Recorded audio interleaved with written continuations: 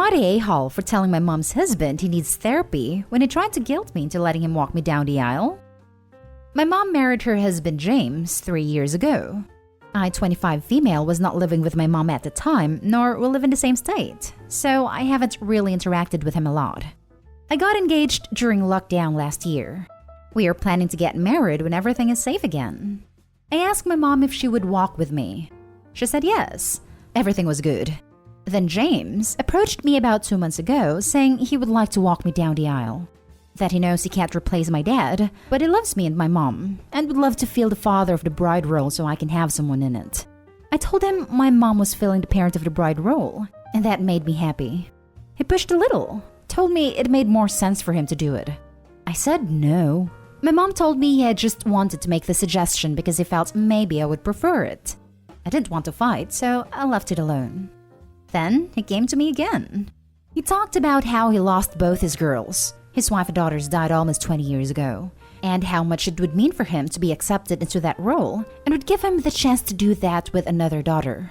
He told me even if I don't want it, would I do that for him? So he would have some healing and a chance to be in the role with someone.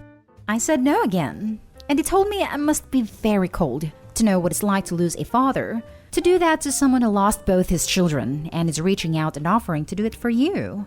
I told him maybe he needs therapy if it's so hard, and he's so caught up in the loss of them that he can't see me as my own person, and as someone who would want my remaining parent to walk with me and fill that role. He was offended I would make that suggestion. My mom then bent over apologizing after she heard what happened. I guess she hadn't known the whole thing from before. He's still, I want to say salty, but he's still offended and thinks I overstepped. Did I? Am I the a-hole? And before anyone asks, my fiancé and I are paying for the wedding ourselves, and he is not contributing to anything. Now for the top comments. Not the a-hole. He told me even if I don't want it, would I do that for him? Huh? You barely know the guy and he told you to disregard your own feelings on your own wedding day? Tell him to GTFO. What is he on? What kind of man has the audacity to ask a woman he barely knows to turn her wedding into his personal therapy session? Does he really believe that a 45-second walk with a stranger is going to cure him? Why is he asking her to give up what she has planned on an incredibly important day just to cater to his wants? He could have slapped her face and said, "You mean nothing. I'm the only person that matters in this world," and it would have the same effect. If only we had a word to perfectly describe this kind of person. Oh wait, narcissist. Not only is the OP not an a-hole, but she actually made an astute observation in that her stepfather is indeed in need of therapy to unpack and process some of his feelings of grief and loss that he has obviously not dealt with sufficiently. Okay, y'all are starting to get a little carried away with the insults. Obviously, OP is not a-hole, but that's because she's 100% correct. What kind of man has the audacity to ask a woman he barely knows to turn her wedding into his personal therapy session? The kind in desperate need of therapy. No, OP's wedding is not the place, obviously. But God knows there are few kinds of trauma more damaging than loss of a child. And I say this as the child of 2 dead parents. 1 cancer, 1 self-deletion. Both before I graduated college. I've gone to therapy, and I'm still hurt. But man, the thought of losing 1 child, let alone 2, rocks me to my core. Trauma like that puts you in a headspace that makes clear lucid thought a cruel joke. He can only see himself there because he is deeply, deeply traumatized from all the hours, days, years spent sleeplessly imagining all the moments he could have shared with his kids. Cut him some slack before he gets too mean with the name calling. He really does need therapy though. Not the a-hole. My dearest cousin JK lost both her parents when she was in her early 20s. When we heard the news that she was getting married, my parents RM and V had a long discussion with each other and decided they would be graciously willing to play the roles normally reserved for parents, hosting the rehearsal dinner, giving speeches, walking the bride down the aisle. So they called JK, and she was simply speechless. Finally, after regaining her composure, she gently told them they weren't even invited to the wedding. Not the a-hole. If you guys were really close or he's married to your mom for let's say 10 plus years, cool. But he overstepped here, and instead of backing down, he starts to guilt trip you? Now for the next story. Am I the a-hole for being upset that my stepdad left me with nothing? My dad passed away when I was 10. I was very close to him, a real daddy's girl. When he passed away, I was devastated. 3 years after his death, my mom remarried my stepdad. While my stepdad was nice to me and my younger siblings, I did not see him as a father. I saw him as my mom's husband. When I was 17, he asked to adopt me, and I declined. I did not want him to replace my real father, but my younger sisters had no such problem. Because of that decision, I've always felt like he has tried to subtly punish me for not agreeing to the adoption. He has excluded me from many things. When my younger sisters graduated high school, he did a father-daughter trip with them to celebrate, and he didn't do so for me. When they graduated college, he attended their graduations. He did not attend mine as he was feeling unwell, although he never specified what he came down with. He posted multiple times on social media about how proud he was about their achievements, but he has never done so for me. When I got married, I chose to walk down the aisle alone. My stepdad didn't say anything, but I know he was upset as he privately complained to my mom, and she tried to get me to change my mind. After my wedding, he was completely silent on social media. He congratulated me and my husband one time, and then just seemed to forget about it. When my 2 younger sisters got married, he was full of pride and happiness and posted so many pictures, selfies, and long paragraphs about how beautiful the ceremonies were, how wonderful my sisters looked, etc. I always thought that I was overthinking and that these actions could be explained away. At the beginning of 2020, my stepdad was diagnosed with an aggressive terminal illness and he passed away last month. During his last days, he did not want to see me, but he did want my sisters and my mom by his side. I was the only one singled out. I respected his wishes, but it hurt so much. When he passed away, he left handwritten letters for my sisters and nothing for me. My younger sister was his favorite, got over 20 handwritten letters from him, and a special engraved necklace from him. I didn't even get one letter. I feel so hurt. Am I the a-hole for feeling this way? I tried to talk to my husband about this, and he says I'm making my stepdad's death all about myself. I want to talk to my sisters about this, but my husband says it is selfish to do so as they are all grieving. I feel so deeply hurt. Sorry, but you're the a-hole. You kind of excluded yourself. Your siblings were happy to have him as their father. You declined. When my younger sisters graduated high school, he did a father-daughter trip with them to celebrate. Because they had a father-daughter relationship. I did not see him as a father. Your siblings did, so they got him as a father. You got him as my mother's husband, which is how you chose to get him. You excluded him from the father role at your wedding. It doesn't seem like your siblings did, so they got the happy father experience. Again, something you declined. Chose your own path. I mean, he literally asked Opie if he could be her father via adoption, and Opie said no. He wasn't subtly punishing Opie for saying no. He was accepting what she told him about their relationship. She kept reinforcing that lesson, and now she's surprised he didn't think of her as a daughter in spite of her literally telling him not to think of her as a daughter? Yeah, you're the a-hole. I don't understand this position. He asked his stepdaughters while they were children if he could adopt them. Then, he tangibly rewarded the stepdaughters that agreed, and iced out the one that didn't. He was the fully formed adult. He should have treated them all the same relationship with all stepdaughters, adoption or not. Sure, he might be closer to the others, but that is a different issue. Also, sounds like the Opie's mother went along with it. Mom may be the a-hole. We see the opposite on the sub all the time. An Opie vents on the sub about how their step-parent won't respect their boundaries and keeps pushing for a parent-child relationship. This step-parent took Opie at her word and backed off. Opie said did not see him as her dad. Her sisters did. Why would he keep trying to do father-daughter things with a 17-year-old who told him that he is not her dad? You're the a-hole. He asked if he could adopt you, which is him taking you under his wing as a real daughter. You declined, so why should he care for you as if you were his daughter? It's not his duty to take care of you or even care for you if you refused his offer of parentage. You deserve nothing, and you got nothing. Move on. Would I be the a-hole if I say I don't want a father-daughter dance with my stepdad? I'll try and keep this brief because I see similar posts have been posted lately. I'm 24 female, I'm getting married. I asked my mom and stepdad to walk me down the aisle. I said I didn't want a father-daughter dance with him, but offered a spotlight dance for the two of them. They were not happy with that.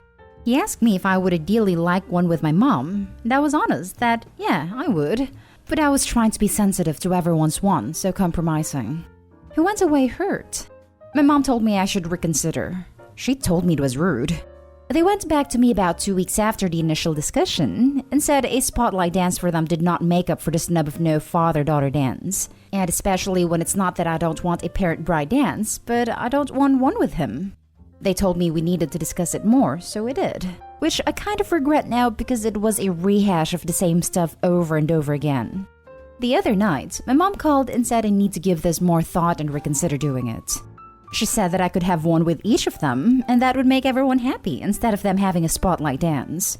She said he has raised me since I was 8 and has been a good father figure to me, and has supported and loved me most of my life. All of this is true, but, and I know this will likely be what sways some people, he was always second best to me in terms of my longing and grief for my dad who died 8 months before he and my mom got married. He could just never take that role. I'm not sure anyone could, because my dad was amazing. He loved and supported me, encouraged me to follow my dreams, thought of me right up until the very end. He left letters and videos for me to mark every milestone he would miss as well as other things. I have so much love and some great memories of my dad, and I just never found that kind of love for my stepdad. It's not that I don't appreciate him being there for us, and I know he tried, but I never felt even half of what he feels for me. It's part of the reason I never let him pay for college, though he offered. Because I didn't want to feel like I was taking advantage of someone's love for me when that love is not reciprocated. So now I don't know. I could say I have changed my mind, but in truth, I don't want to dance with him. If I had my wish, it would be for my mom, and just my mom to walk me down the aisle. But she would never consider that. Would I be the a-hole if I say I don't want a father-daughter dance with him as my final thoughts on the matter? Now for the comments. No a-holes here. You feel how you feel, but I can also understand why you would be hurt. Yeah, I get it. Not the a-hole. You've already compromised your wedding by having them both walk you down the aisle, which most people view as the most important parent-bride part. While the dance is lovely, I don't think it's as maybe important. Like, if it was missing from a wedding, it would not be as noticed, while a bride not being walked down the aisle would be more noticeable. I don't think you need to compromise further, and I have moved this judgment into the a-hole territory, because despite already getting to both walk you down the aisle, they are requesting more from you on your wedding. No a-holes here. You can't help the way you feel. And if you tried explaining how you feel and why you feel that way, he should try his best to accept it, even if it may be hurtful. I'm not telling you what to do, but maybe at this point nix the parent dances altogether so no one person is jealous or hurts over another. It is your day, and you can do whatever you want. A biological parent figure is something no step-parent can fully replace, even if they are loving and the best step-parent ever. The dance with my mom isn't happening anyway. I knew it would be off the table, so I just suggested they do one together. It only came up because he asked me directly. Now for the last story. Am I the a-hole for kicking my 3 sisters out of my wedding after they came with their kids? My wife and I got married 2 weeks ago. We wanted a child-free wedding, so we've let everyone know. My family /in-law /friends and relatives, and everyone was okay with it. Except for my family. I have 3 sisters all with kids from 2 to 10. My mom said it was illogical to not allow kids since 1, this never happened in the family, and 2, my sisters live towns away so the kids can't be left alone. After a lot of arguing and others getting involved, I stood my ground and they agreed to not bring kids. At the wedding, no one brought kids. My parents and aunts were already there, but then I saw my 2 sisters arriving with their kids. I immediately went to ask what's the deal. They began arguing with me when I said I won't be letting them in with the kids. Then I saw my older sister came with her kids in the car. I was pissed. I asked why they decided to go against the rule and bring kids. My mom started yelling at me when I told my sisters they weren't allowed in with the kids. Everyone was yelling at me. I had to get the security involved to make them leave. My parents and aunt left shortly after. They were so pissed at me, and I got nasty texts later, and my cousin posted about my crappy wedding on Facebook. Days later, I've gathered a family and explained what they did was wrong.